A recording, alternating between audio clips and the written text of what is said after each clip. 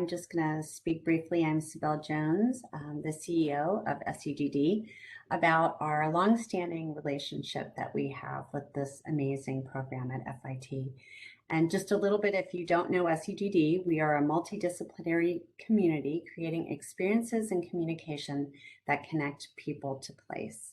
Our mission is to educate, connect, and inspire our community, which is very interdisciplinary, from exhibition design to fabricators, clients, educators, and most importantly, students. And so in 2018, SUGD developed the SUGD Student Scholarship to support graduate exhibition and experience design students during their studies at FIT and support their growth and development as designers as they enter the profession of experiential design. SUGD is committed to fostering the growth of the next generation of designers at the student level as they prepare to enter into and propel the profession forward. This year, we inaugurated a new SUGD student chapter at FIT, and so our relationship continues to grow and flourish, and I'm so excited to see these students through the year and work on the projects with them and then see them as they go off and become professionals. And we hope that you will stay connected with SUGD even after you graduate. So for the competition this year, we asked the FIT students to attend our SUGD X Lab, which was virtual, and that happened in January of 2021. The deliverable that we asked them to do was to show their reflections on the SUGD X Lab event, so they had to attend virtually for the entire event, and to try to distill that down into what they experienced as X Lab in the virtual conference into a brief, shareable video. It was a really tough competition, and the entire SUGD community kind of came together and reviewed all of them. And we were amazed and really inspired by what they were able to do. And we limited them to 1-minute video. But our first place award winner was Claudia Tinda. So Claudia, can you give her a round of applause? We really loved your video. We shared it out, and it's very well deserving. So congratulations.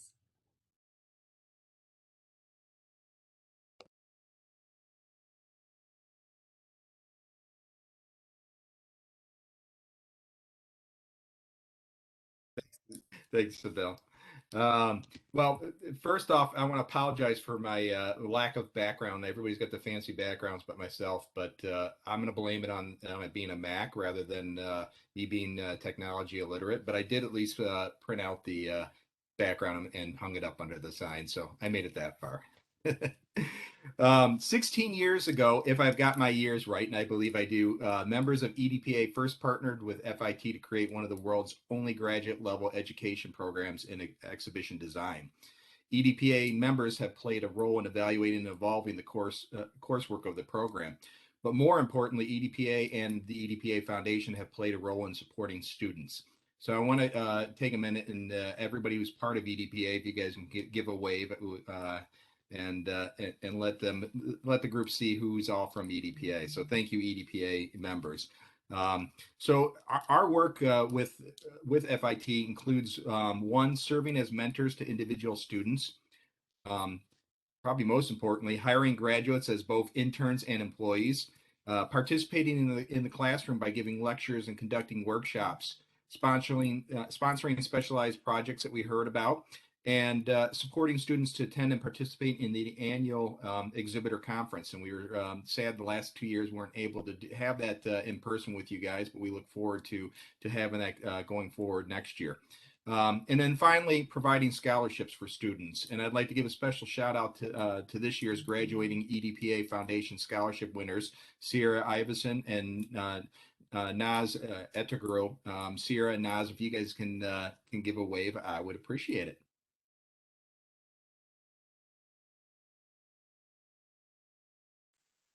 All right, Sibel, I'll just throw it back over to you, and you can start off introducing the panel.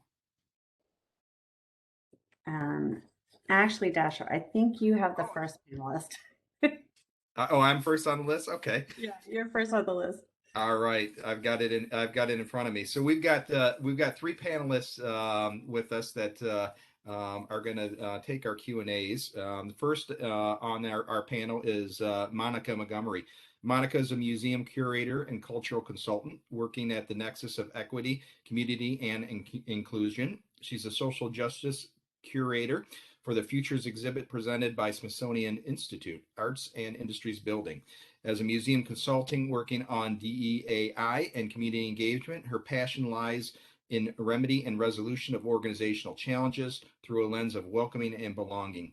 Monica is a graduate professor teaching courses around museums, community engagement, and social change at renowned institutions like American University, Georgetown, Johns Hopkins, Harvard, Pratt Institute, and NYU.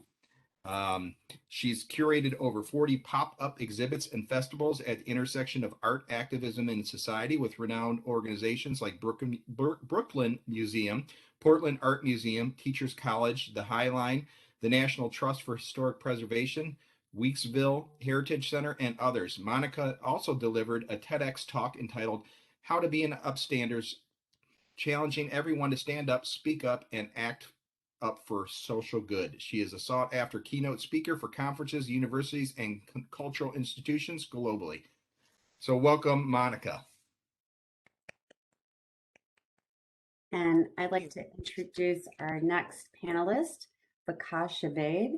He is a Pakistani American architect and a partner at the Brooklyn based Isometric Studio, along with partner Andy Chen. They lead a 7-person team on large scale branding and exhibition design projects. And if you don't know Isometric Studios, look them up. They have multiple SUGD Global Design Award winning projects. They do phenomenal work, and Vikash, we're very fortunate that he is on our Racial Justice Commission at SUGD. Isometric's mission is to advance the ethos of inclusion, equity, and justice, centering the lived experiences of marginalized people.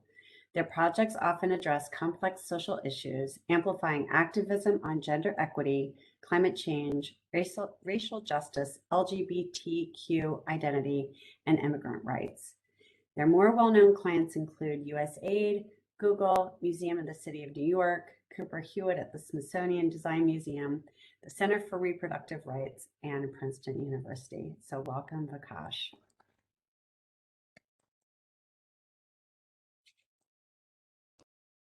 And finally, I want to introduce our last panelist, Tom Bowman. Tom is an advisor, speaker, and change maker. He is the founder of Bowman Design Group as a principal of Bowman Change Incorporated. Tom works with people and organizations who care deeply about their communities and their world. His clients are an eclectic mix of government agencies, water and energy utilities, culture institutions, nonprofit, and businesses. Tom's contributions as a strategic advisor on the Action for Climate Empowerment framework for the United States are helping shape our world's future. This strategic framework is an initiative by educators, activists, policymakers, communication professionals, and others to advance the goals of the Paris Agreement. Tom combines academic training in social ethics with over 30 years of experience in business ownership, marketing communication, exhibition design, and public education. Welcome, Tom. Welcome, Tom. And so what we'd like to do to kick this off is that we'd like to ask each of our panelists to just take 1 to 2 minutes to say hello and give us some context around the work that they do. And so I think we'll first start with Monica Montgomery. I'll turn it over to you, Monica. Thank you so much, Cybelle, and thank you, Dasher, and congrats to all the students for all the great work you're doing. And hello, fellow museum professional colleagues and experienced design colleagues, everyone who's here, hi. So I am a Renaissance woman aware of many hats, but as someone who is a self-described museum activist, I specifically look at the intersections of museums and social justice and what does it look like to curate social justice and to program for social justice, to do community engagement work that serves social justice, and to connect our audiences to themes relevant to our contemporary society. There's a lot of things that are going well in the world today and a good deal that's not. And I think it's important to surface all of that and to give people chances to find avenues to action. So it's been great over the last 2 years working with the Smithsonian, curating the Futures exhibition, which just opened and will be open till next summer, looking at the future that we want, not the future we fear, and how we can make decisions in service of a shared future. I've also worked with small, mid-sized, large museums around the country, curating these pop-up exhibits about climate change or Indigenous rights, Black Lives Matter, feminism, and all of those topics that are near and dear to our hearts. And then really looking at how I can pay it forward to the next generation of students. And so teaching and guest lecturing and being a scholar in residence to inspire students to kind of take up the causes they care about and see how to advance that through design work and museum work. All of that has been the nexus of what I'm up to. I'm not trying to get a little bit of sleep. Thank you. That's great. And do we have a clip that we're going to play from the Futures exhibit? I decided not to do a clip because they're all really long, but I could share some Okay. afterwards if anyone wants to see them. Okay.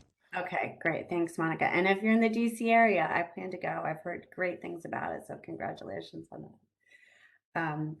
That we're going to ask then next Tom Bowman to just say a few words and talk about his new book, I think.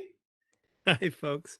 It is an honor to be here. When I looked at the topics of the thesis topics for this capstone, it really spoke to my heart. I'm so glad to see this being done. I've been an exhibition designer for 30 years, and I've been a confidant of the leaders of cultural institutions. I created a museum for the National Academy of Sciences in Washington, D.C., that was open for about 10 years before they decided to spend their money elsewhere. And have worked with aquariums around the country. And for a long time, I wrote the Ask Mr. Green column for Exhibitor Magazine. And that culminated in a book called The Green Edge. And this is a practical guide to how we can improve environmental performance in the meetings and events industry. And then last year, two amazing things happened. One is I got an opportunity to write another book called What If Solving the Climate Crisis is Simple? And this is a book about two things. It's about making the challenges that we have in this world our own rather than waiting for someone else to fix them for us. And what that actually means to us. And it's also a sort of a primer on how to communicate about issues like this effectively. And then at the same time I was working on that book, I had the great honor of being involved with about 200 really diverse leaders on climate from education, industry, government, nonprofits, youth movements, social movements more broadly, and elsewhere to create a framework for coming up with a strategy for climate empowerment to mobilize all of society on this issue. And that resulted in a report, which is also in this book, which has commentaries by indigenous and climate justice leaders, business leaders, scientists, communication professionals, and others. It's called Empowering Climate Action in the United States. And for me, as a communication professional who has been in a couple of industries for a long time, to really confront and be exposed to the wisdom and energy and knowledge that is distributed throughout our society was really a transformational experience. And with that in mind, I am really inspired by what I see in this capstone, these capstones, you capstone students, and I encourage you to continue to be change makers everywhere you go. That's great. Thank you, Tom. This is going to be such a fantastic panel. I'm really excited. And now I'd like to ask Fakaz to say a few words. Thank you so much. I'm really happy to be here representing our studio, Isometric, and just so honored hearing about everybody's trajectory and excited about this conversation. As way of introduction, I'm going to play a 2-minute video to give you a glimpse of some recent projects that we've been doing.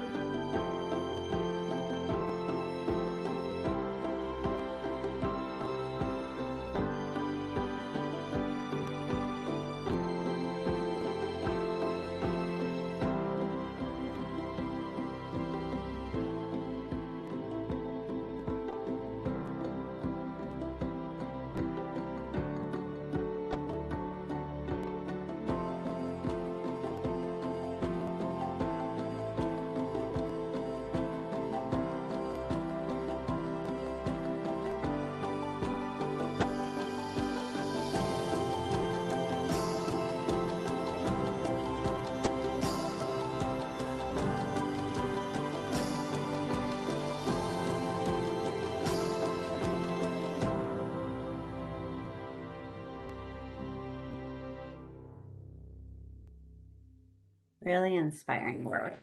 Oh, gosh, thank you for sharing that.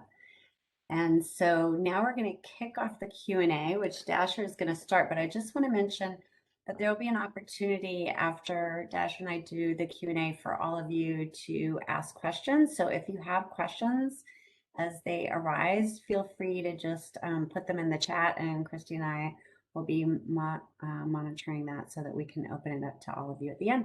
So Dasher? Yeah. Well, now that we know our panelists a little bit better, let's go to the questions. So I'm going to start with the first question. What do you guys see as the importance of entering the industry at this time, and how can experienced designers help drive change during this time? So I'm going to start with Monica. Monica, if you can address that for us.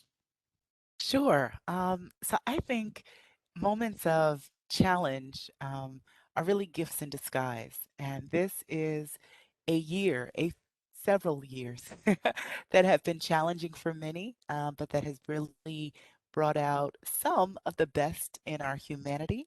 I think it's really interesting to get into the work of experience design and museum curation and dealing with people and issues and the momentum that's being built around so much. Everything has changed from the way that we now are convened digitally, right? This may have been an in person gathering pre pandemic to the way that workers of all stripes are demanding better treatment, right? Higher pay. Let's hope that radiates to the students that are going in the world graduating for your first jobs. I'm giving snaps and claps to thriving wage jobs and not so much gig economy that it's, offsetting to you, but rather that you're able to transition gracefully into this world of work. And so I feel like with all that's happening socially, and the various contexts, it's an interesting moment to come into how to literally tell stories, how to uplift all the amazing things that are happening, and how to be really of the moment and responsive socially. So I got into museums decades ago. I'm not that old, but old enough. And it was really interesting then, as things were changing to kind of look at how to reckon and reconcile with what's happening in the world. And so I really believe that the work of design, the work of museums, the work of all of this is about people. And if you keep that at the center and keep community in your lens, then you'll be on the right path. So I'm excited to see what will be birthed with everyone that's coming into the field in this semester as you graduate. Awesome. Thanks, Monica. Tom, how about you? What's the importance you see as entering the industry during this time, and how can experienced designers help drive this change? Yeah, I want to amplify what Monica said, and I'll put a slightly different spin on it. I had a conversation with my congressman a couple of days ago, and he was distraught about the dire state of our environment and climate change and the dire state of our politics. And the thing that I have found is that people who do creative work are accustomed to looking at things in different ways and to noticing the things that inspire people, inspire us. For example, the silver lining of the COVID pandemic is that society proved it can change in a heartbeat. I mean, literally in 2 weeks, the whole world stayed home, and trillions of dollars were moved to provide relief to everyone and to generate vaccines within a year, which it's 4 times faster than ever before. Um, Things can change quickly, and things can change very much for the better. And I was inspired, in fact, in the early days of the pandemic, to see all this outpouring of support for health workers, and a particular video I saw on YouTube of wine glasses being clinked, and they were on long sticks being stretched across an alley from balcony to balcony, as people couldn't be together in person, but they were still finding ways to connect. My point in saying all that is that you as human beings are your greatest resource, your greatest creative resource. They are our collective creative resource. And so it's easy to get to spend a lot of time, as we all need to do, thinking about the mechanics of design and the requirements from our clients. But let's not forget that the future of the world is ours to create. And that means creative people have a hugely important role to play by being authentic and championing what really matters to all of us and all of you. Thanks, Tom. Appreciate it. Wakas, what do you see as the importance of entering this industry at this time? Yeah, I would say first that, Monica and Tom, what you said really resonates with me. And I would add to that that, the last couple years have been years of incredible pain. And so one of the things that I'm thinking about just as we're speaking right now is um, how do we as designers imagine ways of reconciling, of confronting and processing that grief? And for example, what does a memorial to the lives that were lost and transformed look like going forward? And that's something that just kind of came to mind. In terms of the importance of entering the industry at this time, I think that it's actually a really wonderful time, really incredible time to be entering the workplace because as a result of these transformative years and even the work that has been going on before then, the workplace is changing. I think about this like one of our favorite movies, The Devil Wears Prada, and this work culture that it shows. And at the end of the movie, Anne Hathaway throws her phone into the fountain. But even in the film, there is this choice between being super elite and kind of buying into that culture, work culture, or settling for something less. And what we're finding now is that you don't have to make that choice, right?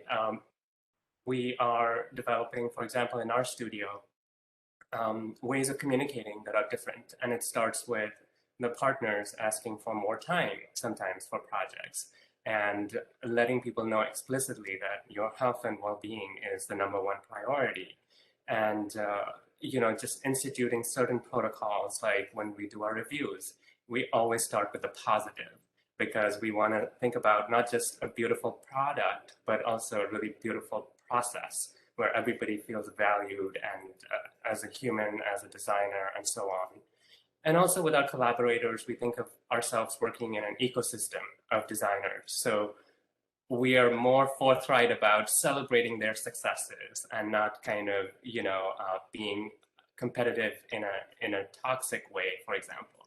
So those are some things that I wanted to say. And just to say that, there's going to be a lot to learn and adapt in the workplace, but there's going to be a lot that you're going to be teaching and changing and helping us kind of become better and better.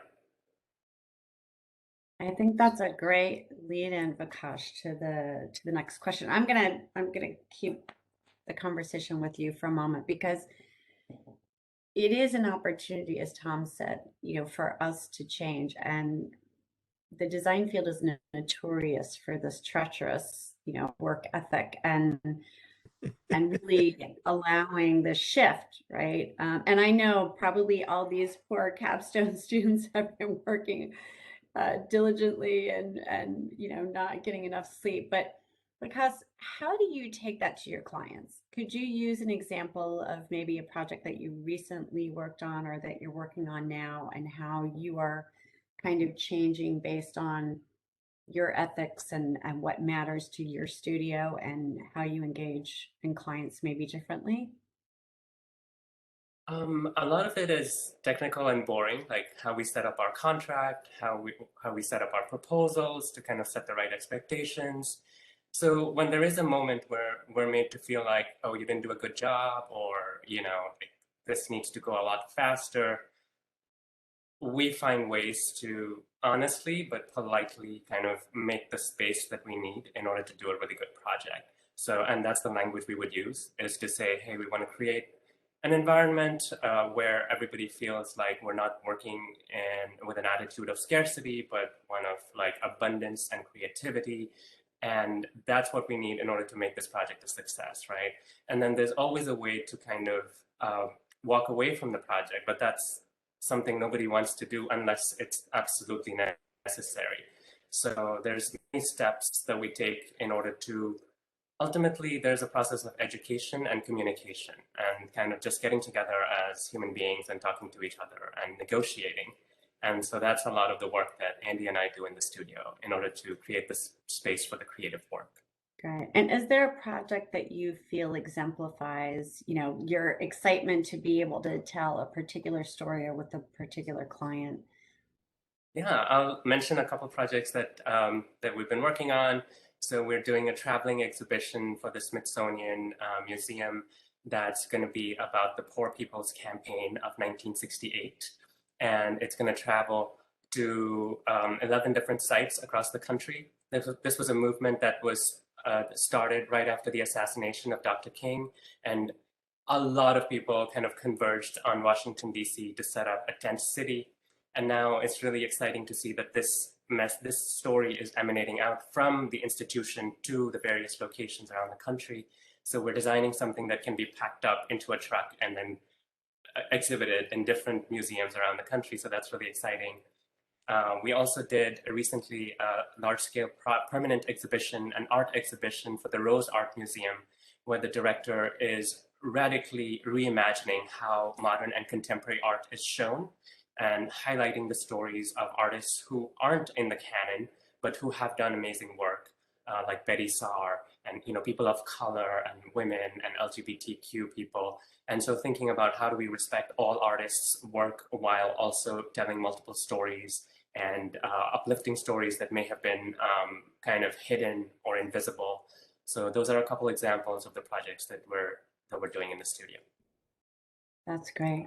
That's great. So exciting. And now I'm going to switch to Monica. Monica, just, in your bio, you've done so many amazing, cool things.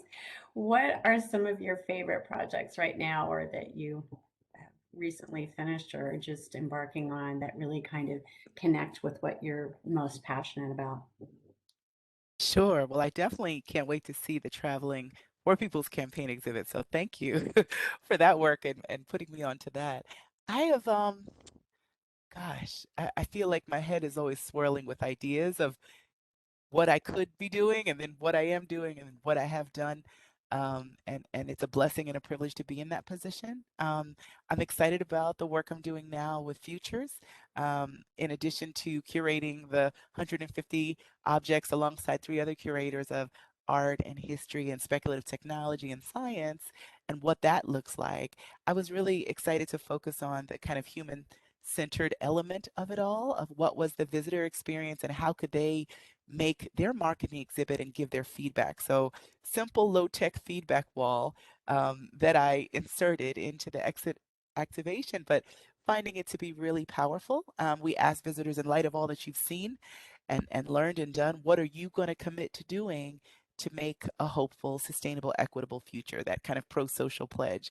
And so people are writing all sorts of interesting things. We're capturing it on a time lapse, but also we're giving them a memento. And so we had our Secretary of Smithsonian, Lonnie Bunch, along with other artists and makers, scientists, and thinkers, write out what they're committing to do.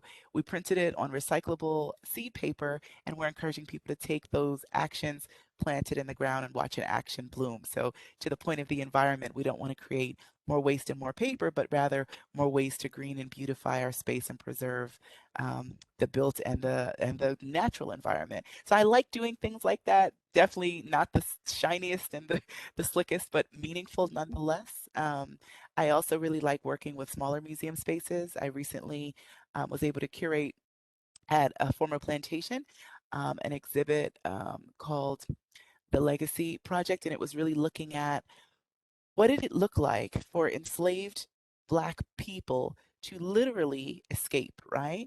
Escape their condition. We know the stories of Harriet Tubman. We know some other stories of escape and, people sneaking off in the night. But what if there were other ways and other attitudes in escaping their condition, their bondage? And what did that journey look like of fleeing and traveling and setting up camp and with no GPS and no internet and no like yellow pages, figuring out where they're going to make their new life. And so we did a lot of photo work. We did a lot of kind of editing of images. We created a speculative family tree for people who didn't know their legacy and their background and what did it look like to fill in your family tree and make it as robust as the family trees of the founding fathers. There was poetry. It was very multimedia, but I really enjoy doing that work in these unexpected places and people discovering it like, wow, what is this? And then asking, is this what really happened? And we say, well, we're speculating, but we think that this could be a route that people found freedom on their own terms. And we don't want to prescribe what that looked like, but here is one avenue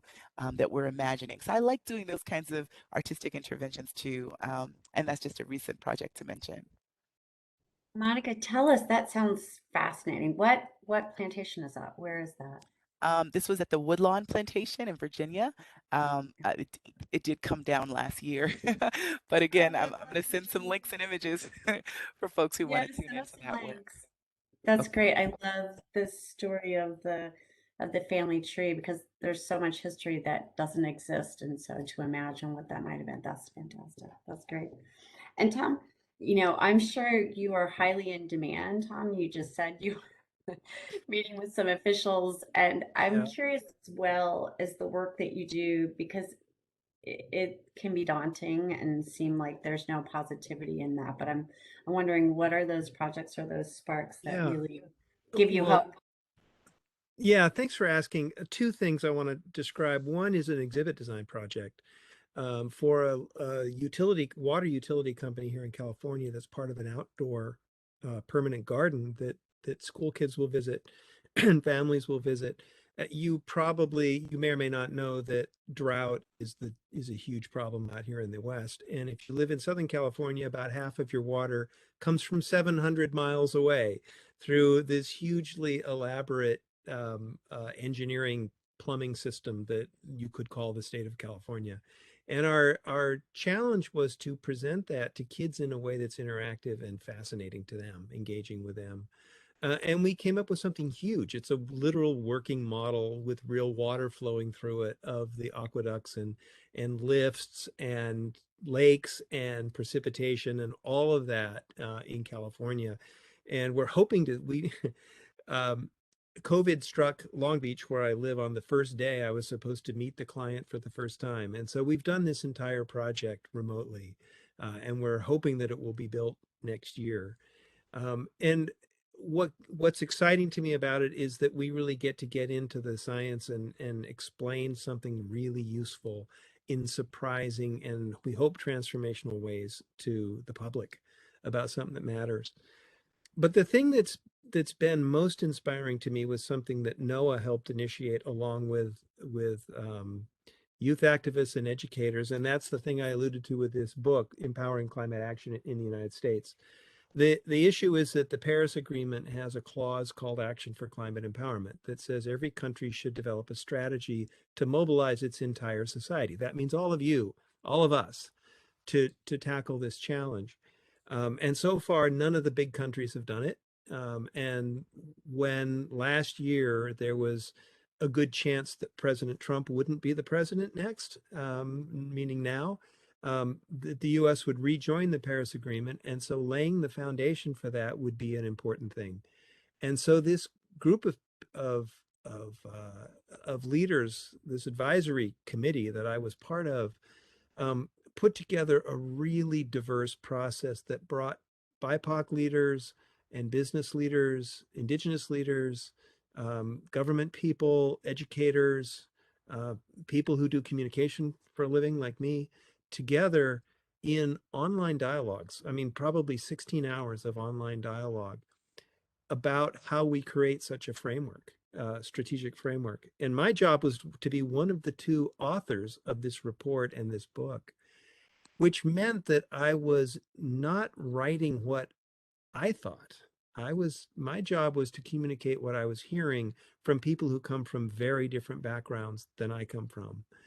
And it was, I mean, I owe a lot to my writing partner, Deb Morrison at the University of Washington, because she is more literate in some of the spaces than I am. We were very complementary to one another, and it was an opportunity to challenge many of my own cultural assumptions, my own assumptions about hierarchy, about who is an expert and who isn't, um, and to really listen to and give authentic voice to the voices of diversity and the really profoundly inspiring capacity that there is everywhere, everywhere in our society to tackle these issues. And the thing that's transformational about it for me, and then this was reviewed by all of those participants and their networks, to be sure it spoke from their voice. And I think that the reason it's such a profound project for me is to learn for to speak someone else's voice is is in a sense what creative work is all about, and experiential design is all about.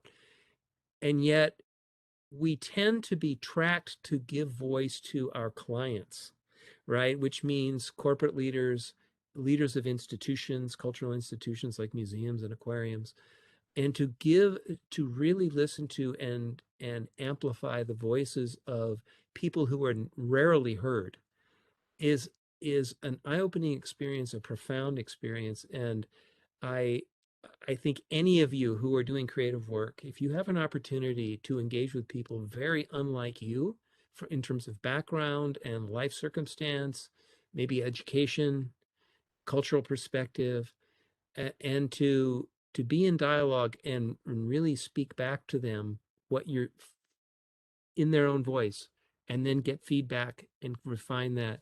Boy, is that a powerful experience that I wish everyone in the world could have. Yeah, I agree, Tom. And it it builds bridges, and it also Mhm. allows to, express empathy of those that are, have different life experiences. Well, it's great because now I'm gonna turn it back over to Dasher for the last question, and then we'll open it up. Sounds good. So for my last question is that, as we see these graduates take their next step in their careers, I want to ask each of you, what's the best advice someone has given you regarding your designs, and or what advice can you share with the graduates? I'll start with Monica again. Sure. Oh, I'm going to say feel the fear and do it anyway.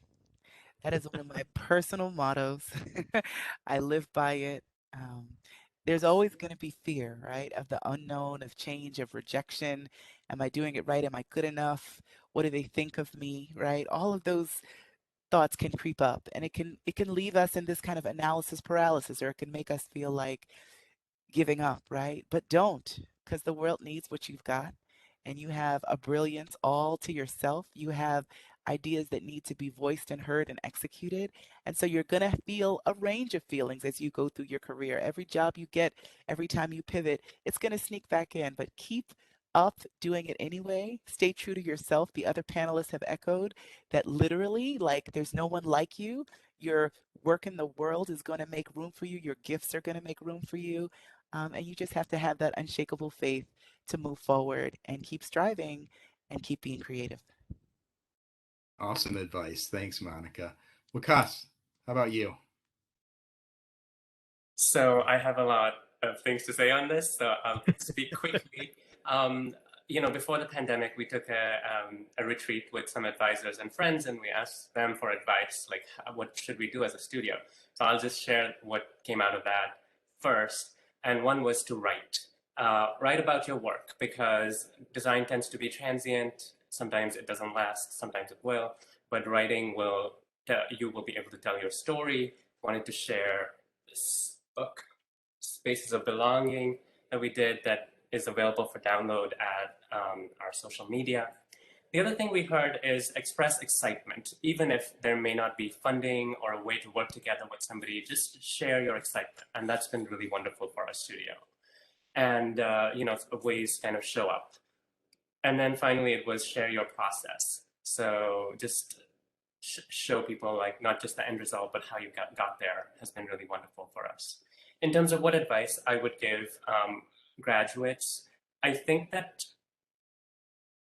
so two things. One is I would say seek help when you need it, and don't be afraid to edit. And especially as you're thinking about your portfolio, your applications, just ask for help and use your full resources that are available to you. You're not alone, as you can see in this meeting, right? It's so supportive. And then the other thing is show up and negotiate, because there's a big space between yes and no. And often you can get what you need by just showing up and talking about it. And for graduates, that would be my advice. Awesome. Thank you, Wakas. Tom, last but not least, what's some great advice you can share? Yeah, only 30 years worth. in a heartbeat. I'll say four things. First of all, find a mentor. And don't find a mentor for the things you're good at. Find a mentor for the things you're not good at. I had a business mentor who owned an exhibit house who was absolutely crucial to me and became a key partner for me in building my own creative business. He wasn't a creative guy; he was a CPA, but but that relationship made a huge difference for me. Secondly, get close to the leaders of your client organizations. I've always had my best success when I'm working with presidents and vice presidents rather than exhibit managers. I work with exhibit managers too, but you want to be as close to the people who literally have skin in the game, whose reputations depend on the success of your project, just so that you understand the lay of the land in their decision making. And that's going to help a lot in being able to address their concerns while you look beyond them to address your audience's real needs, which may not be the same thing. The third thing is a different way of voicing what Monica said, and that is don't fear the impossible. Um, Really, I mean, the fact that you came to school during the pandemic and you took on these projects as your capstone projects is, to me, a brilliant sign that you have potential for great success. Don't be afraid of doing things that other people say can't be done in the time frame or with the resources you have or whatever, because the best creativity occurs when your back's against the wall in some way. And then the last thing I want to say, and maybe it's the most important thing, is um, prepare yourself for constant and increasingly rapid change in the world and in your profession. Um, I had the leader of the Aquarium of the Pacific out here, who's a scientist, used to say, someone born today is born into a world that's fundamentally different than the world of their parents because the chemistry of the ocean and the atmosphere are different now. And when I was born, there were 3 billion people in the world. Now there's almost 8 billion people in the world, and they all want to live the lifestyle we live. So, so the world is a rapidly changing place, and this industry is going to be, I mean, SEDGE used to be called the Society of Environmental Graphic Design, and EDPA used to be the Exhibit Designer and Producers Association. Now the word experience design is ubiquitous, right? So don't get wedded to technology, to a particular skill set. It's your creative capacity that matters in your career more than the technical skills that you develop, and be ready for it, because the more you can embrace change, the more you can be a leader of change for the better. Awesome advice from everyone. Thank you. Sibel, I know we got a few questions that popped up in the chat, so I'll let you go to those. Right. And I'm also going to throw in my advice because I was thinking about it during the capstone presentations this afternoon. Submit to the SUGD Global Design Awards. They're open. Yes. Was on our jury in 2021, and you all have such inspiring topics. So, get a little bit of sleep and then go submit, because I'd love to see you guys there. So we have a couple questions. I'm going to start with the one from Peter Haas, which is about process. So what is your process, this is to the panelists, for supporting more time for your subs? For example, I think the reference was that, everything gets narrowed down and there's not enough time, with the deadline of crunches for the fabricators and things like that. Does someone want to take that question of, are there techniques or processes that you put into place? Yeah. Yeah. Go ahead. I'll start if you like. Yeah, go ahead, Tom. So a couple of things. The first is I always asked our subs, what time frame do you want in order to do this well? And I would take that to the client. If they didn't have a direct relationship with a client, I would facilitate one so that the client understood what it was going to take for the subs to do their best job. And then I saw it as the design firm's mission to stay ahead of that curve so that all of the suppliers, the subs, could do their best work, and team members could do their best work. So I would always ask the producers, what do you need first? What do you want second? When do you need graphic input? When do you need floor plans? When do you need this? When do you need that? So that we could funnel things to them in a way that helped them be efficient. And what happens when you do that? It's a very proactive role. It takes a lot of work, a lot of back and forth communication. But when you make the effort to do that, what happens is that the teamwork quality spins up and everyone is more productive and things move more smoothly all the way through the process. That's great. And Monica, I'm curious, thinking about the futures exhibit. I mean, everything I've seen, it looks like a lot going on and that a lot of people were involved. Is there anything from that project that you could use as an example? Well, yeah, Futures is like a three-ring circus. So it's part exhibit, part festival, most fun you're going to have in a museum. That's what I say every day. So I feel that, we worked with the Rockwell Group, and they had a pretty robust team. Certainly, there were always moments or pain points where it's like, oh, here was the idea we had, and what is it you all are thinking? I just feel like a lot of open communication. Um, when you have a project this intense, this kind of high stakes, get ready for the pressure, get ready for a lot of long nights and early mornings and meetings. I'm not sure, the context that I'm coming from is a little different as a curator, but certainly being able to articulate over and over again and work with design schematics and kind of make sure that the intentionality you have comes through in the design is really key.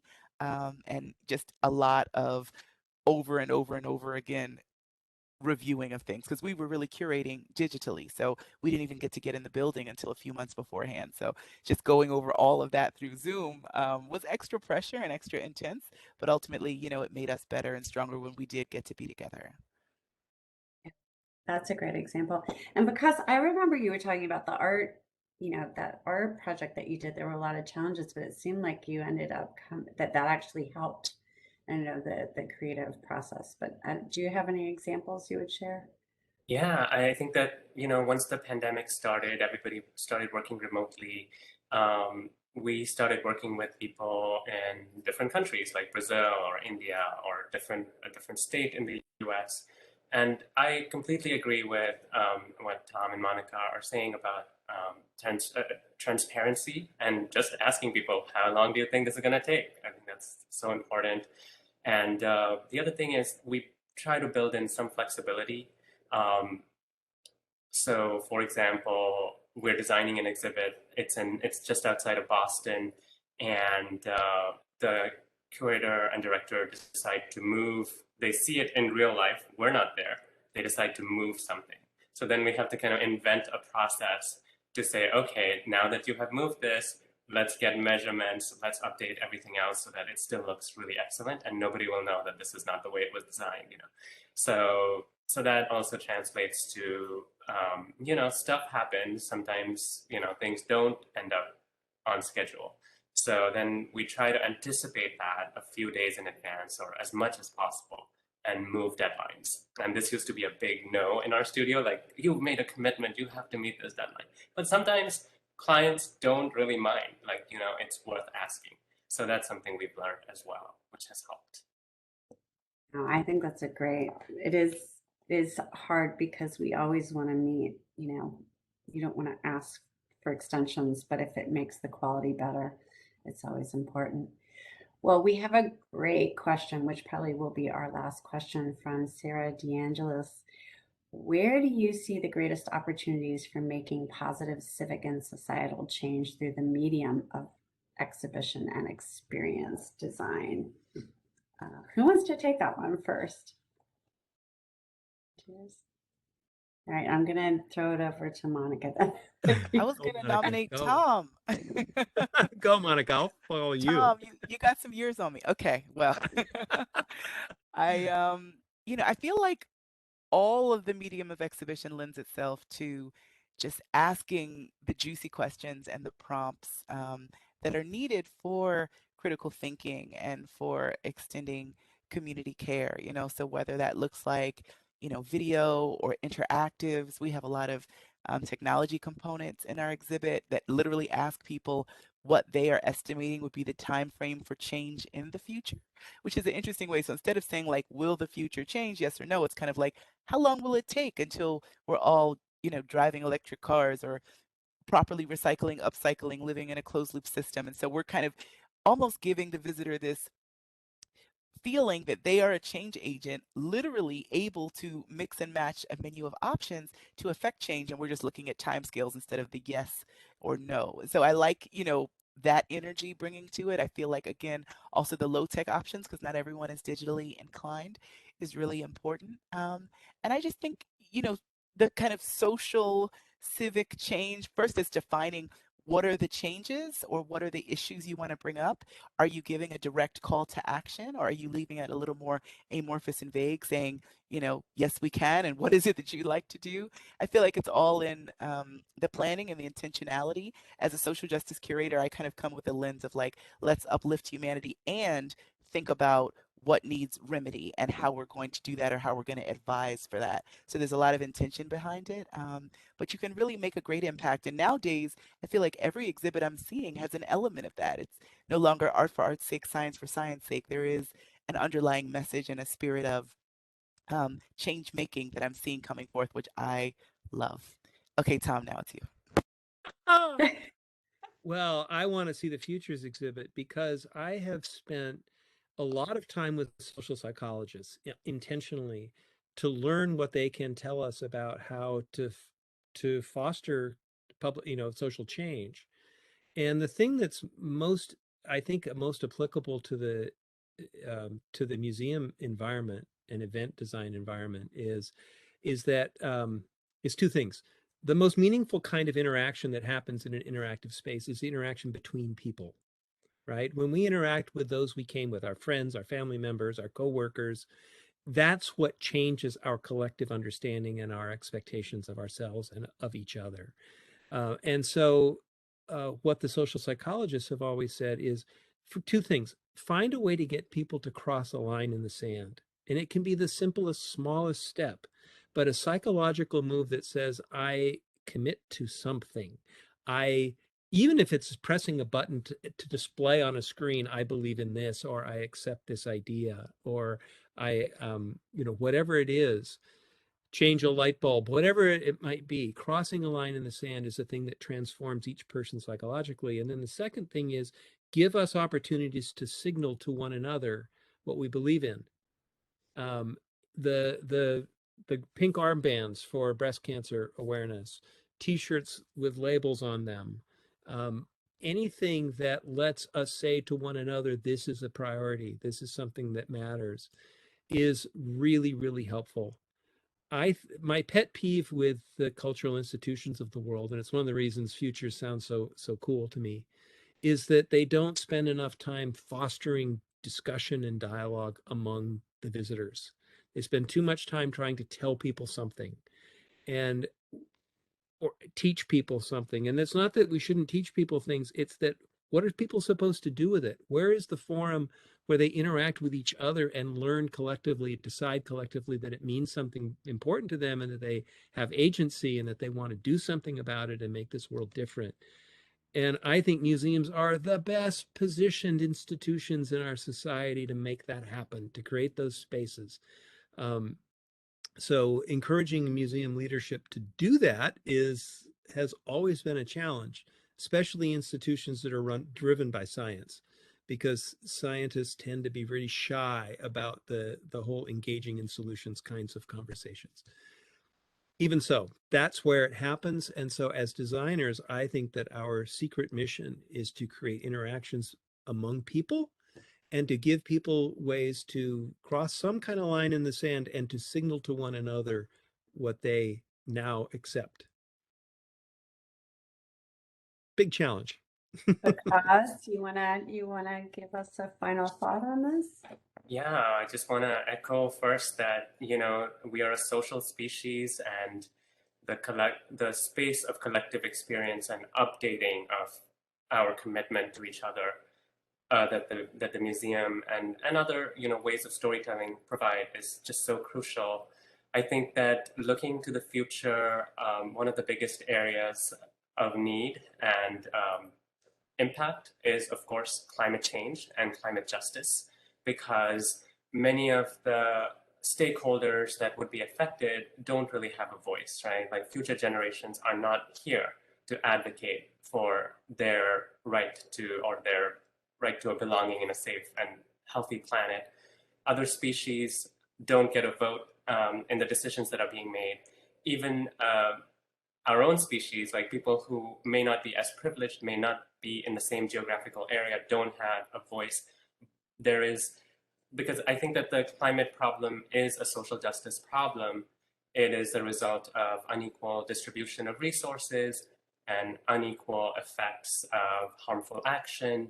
So there needs to be a lot of storytelling, a lot of communication work that needs to happen for people to kind of really get on board and see it as a really urgent emergency, right? And so just grateful to all the work that Tom is doing, and of course, like the enormous contribution that Monica's making and changing the museum world. And really excited about what everybody here is going to be doing next about this. Great, thank you, Vikas. And I'm so hopeful, based on the topics that these students put forth in their capstones, that they're on top of it. Like, we're in good hands with them taking over and taking the baton. So this is fantastic. And I just want to, as we're wrapping up, just mention like 3 notes that I took just as a reminder. Express excitement. Like, you can make projects happen just by your enthusiasm. If you in the water, they're not going to happen. Unshakable faith, that was a beautiful reminder, and community care. So I'm going to turn it over to Christina to wrap up, and thank you to our panelists. Wow, thank you. Thank you, Dasher and Sibel, and all the EDPA and SGD members that are here. And again, we are where we are because of these 2 organizations. So thank you so much, and thank you for moderating such an extraordinary panel, more than I ever dreamed. I mean, that was incredible, and you all are just extraordinary people, and we're so lucky that we got to hear from you. And so lucky that you're sending our graduates out into this industry so fully inspired. And so thank you for all of that inspiration. So that concludes our program. I just have to thank you all again so much for coming, and we hope to see you all soon.